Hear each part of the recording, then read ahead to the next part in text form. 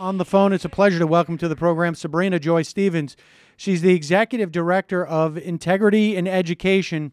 They have just come out with a report this week in conjunction with the Center for Popular Democracy about what's going on in about, I guess it's 15 states, or I guess 14 states and the District of Columbia, regarding monies that are paid, public money that are paid to private schools, i.e. charters, and where a good chunk of that money ends up.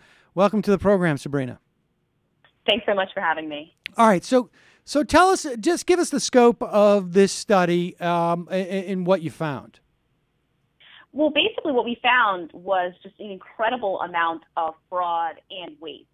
So we saw a number of cases where, for example, money that had been set aside for, for the normal, running of a school, for things like school supplies, lunches, that instead people had decided to use on vacations and upgrading their houses and strip club trips even.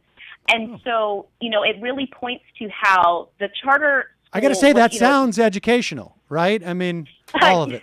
Educational. It should be educational for the rest of society, in terms of teaching us what happens when you don't regulate people. But so far it seems like at least the lesson's been lost on Congress. So so the people understand generally how charters work. They are basically get public funds, but without any of the oversight.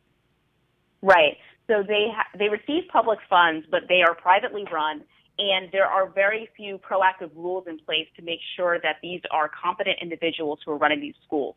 So in the public school system, you're required to have background checks. You're required to meet certain qualifications in order to be a teacher or a principal, et cetera.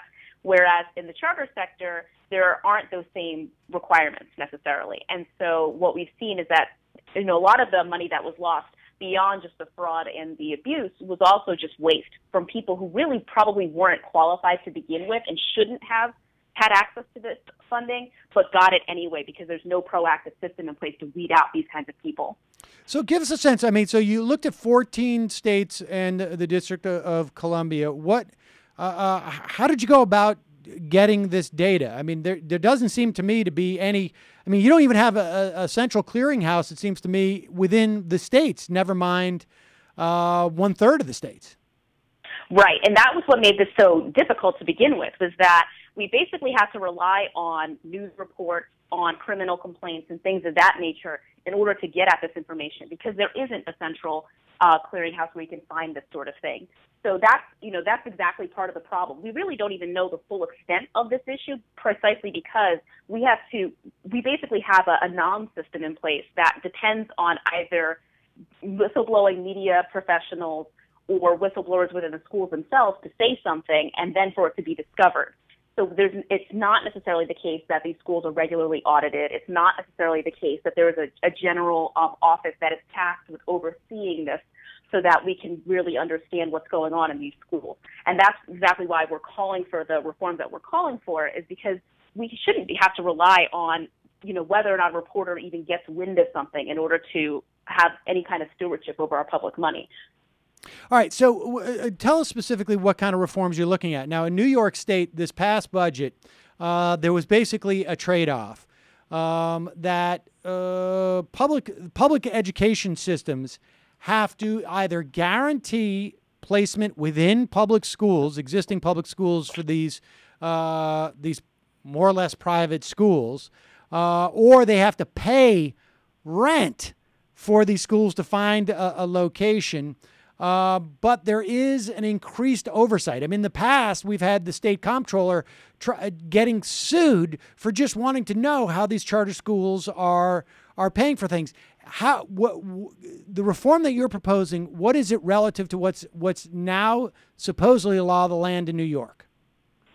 Well, so what we're proposing is a much more comprehensive type of reform. So first and foremost, we want to make sure that the communities are actually controlling these schools.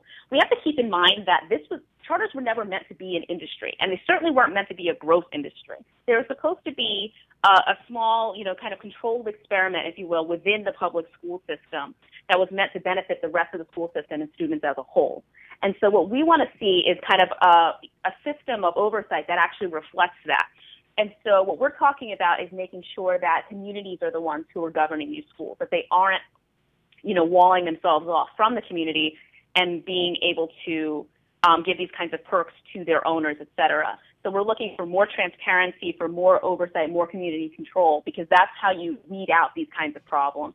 So the New York, law is a little bit of a step in the right direction, but it really needs to go a lot further in order to really get at the problem here, the root problem. And I will say that, there was a story, I think it was today, or Sunday, in the New York Daily News about a charter school paying essentially a middleman. Do you know this story? Because tell us about the story, because this is amazing. Because and then I want to know whether or not this would even make the bar within the context of your research. Because we can talk about fraud, but we could. The problem with having these schools is that their business is to create profit for somebody. Right. And so that in and of itself to me seems like a huge waste, even if it's not fits the definition of what we perceive as waste. Exactly. And I think that's another really important point that needs to be made here, is that this is not, the school system is not supposed to operate for profit for a few people. It's supposed to be a public service that is for the general good of everyone. And so when you have this, marketplace that's opening up that exists really to generate profit for individuals, that to me is itself corrupt. It may not meet the current definitions of fraud and abuse, but I believe that is an abuse in itself, because there's no extra money in our public school system right now. I've yet to meet a PTA mom who said, we can, whatever extra money we raise, the kids don't need new instruments, let's give it to some CEO. Like, there's no extra money right now. And so anything that we have should be reinvested in the education of children. And when it's not, that's a problem. This story out of New York is about a school called Brooklyn Dreams. They pay a for-profit firm, the National Heritage Academies, firm, essentially, to find a space for them. Even if Brooklyn Dreams paid the top rate that is paid for rent at the location they found, they're still spending an extra $1 million on top of that just to pay this middleman to find the location, which is just a matter of driving around and finding it. I mean, this sounds like a scam to me. Exactly. And that's another key point about what's going on in the charter industry, which is that there are a number of things that really, by any standard appraisal, are scams, but aren't defined as such. There's not necessarily, there are things that are, for example, illegal for public schools that aren't illegal for charter schools, but there are also just a number of ways in which a lot of people have found opportunities to make money off of the public that that lawmakers and that the rest of us are just not keeping up with. And so we're really getting grifted.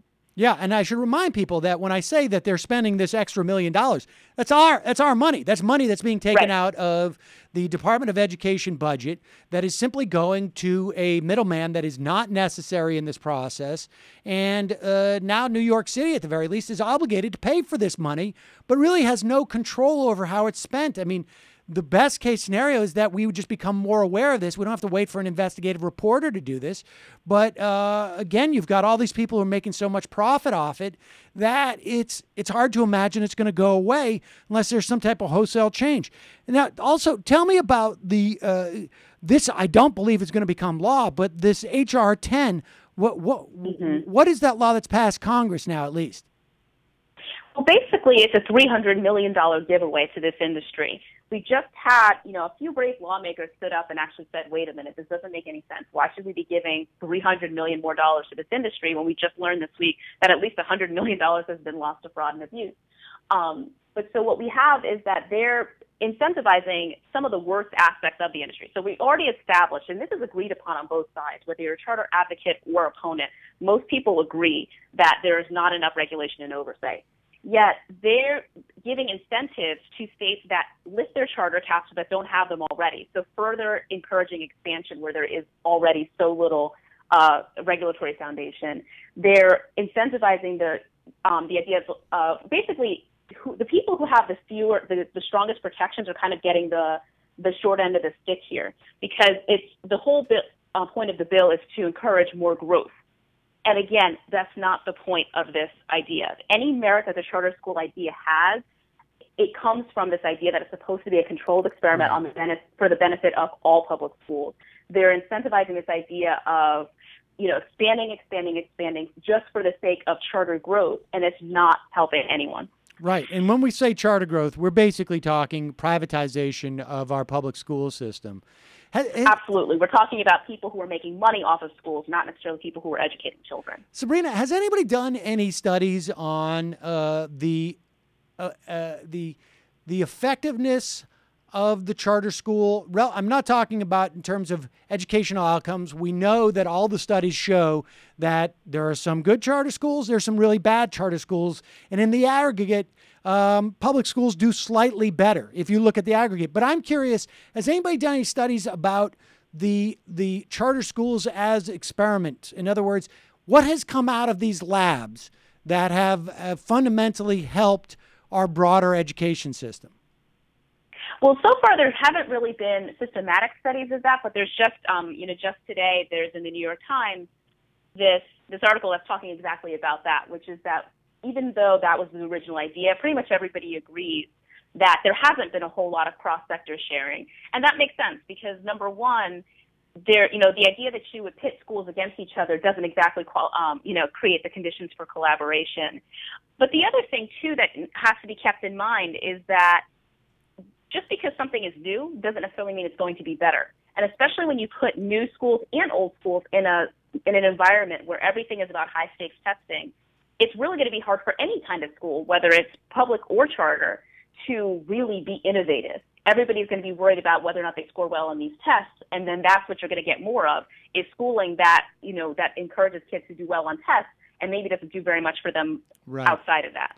And with this lack of oversight and the lack of an ability of sort of really auditing what's going on in these publicly funded private schools, I mean, do we have a sense of what the budgets of these schools are? I mean, I know that in New York, I think it was last week, the Success Academies raised $7 or $8 million from a lot of Wall Street people. That's all well and good. We're still subsidizing those schools, obviously. Right. But I'm curious, has anybody broken down what the budgets are for these schools? Because I know that in looking at public schools for my kid, that if you go to a school that has a PTA, let's say, or a parents association that is raising hundreds of thousands of dollars, that tends to be a better school because they have more resources.